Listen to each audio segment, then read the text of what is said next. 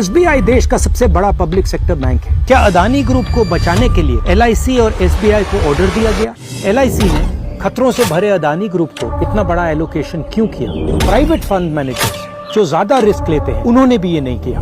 जब इन बातों से पर्दा उठेगा तो पता चलेगा कि उनके फायदे में न सिर्फ आपका लेकिन देश का कितना बड़ा नुकसान हुआ। गौतम अडानी पर बड़े कर्जे बकाया है। एक अनुमान के अनुसार वित्त वर्ष 2022 में अडानी ग्रुप के कुल 2 लाख करोड़ के कर्जे में से लगभग 70,000 से 80,000 करोड़ सिर्फ बैंकों से लिया लोन है। इसमें सबसे ज्यादा 27,000 करोड़ रुपए की देनदारी एसबीआई की है, 5,500 करोड़ रुपए बैंक ऑफ बड़ौदा का लोन और एलआईसी का अडानी ग्रुप के डेट और इक्विटी में 36,474.78 करोड़ रुपए का एक्सपोजर है। मित्रकाल में उठाए इस कदम ने अब आम भारतीयों के भविष्य को जोखिम में डाल दिया है। एसबीआई देश का सबसे बड़ा पब्लिक सेक्टर बैंक है जिसमें आपकी मेहनत की कमाई और आपके परिवार और आपके बच्चों के भविष्य के लिए जमा की हुई सेविंग्स रखी हुई है। अब सवाल ये उठता है कि इन बैंकों में रखे हुए पैसे जो आपके पैसे हैं उनको खतरे में कौन डाल रहा है? अदानी ग्रुप को सहायता देने के लिए और नुकसान से बचाने के लिए एलआईसी और एसबीआई से जबरदस्ती इन्वेस्ट करवाया जा रहा है।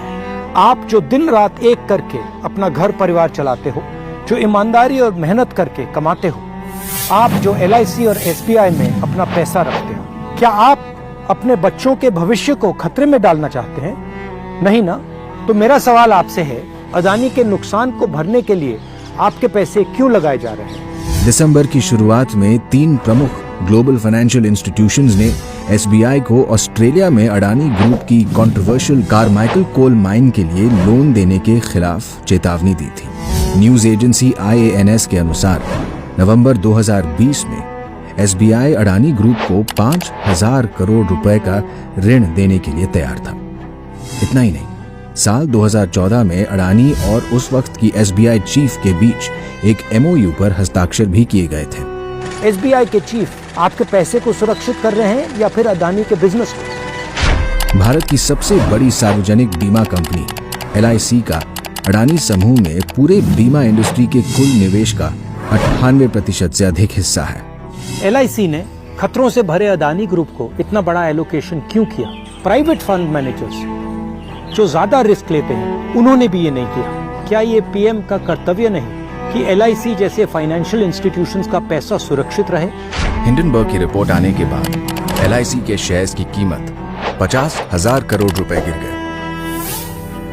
क्या पीएम 24 जनवरी 2023 के बाद अदानी में निवेश से एलआईसी को हुए असली नुकसान की सच्चाई बताएंगे?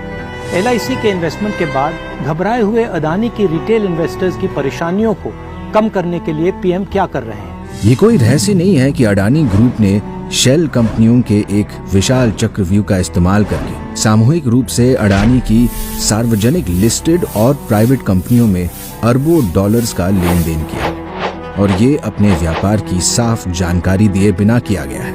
अदानी ग्रुप के खिलाफ फ्रॉड, मनी लॉन्ड्रिंग, शेल कंपनियों का उपयोग करने के आरोप लंबे समय से लगते आ रहे हैं। 4 इन्वेस्टिगेशंस हुए हैं, इनमें से एक सेबी ने किया।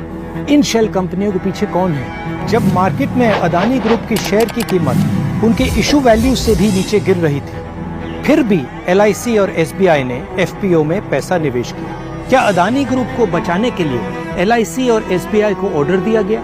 किसके कहने? जरा सोचिए, इन कंपनियों में लगा सारा पैसा आपकी मेहनत की कमाई है। ये कंपनियां डूबी तो आपका पैसा भी डूबा, यानी अडानी नहीं, यहाँ आपका पैसा दांव पर लगा है। सत्ता में बैठे लोगों को आखिर किसने ये अधिकार दिया? हम इसका जवाब लेकर रहेंगे। जब इन बातों से पर्दा उठेगा तो पता चलेगा कि उनके फायदे में न सिर्फ आपका लेकिन देश का कितना बड़ा नुकसान हुआ है।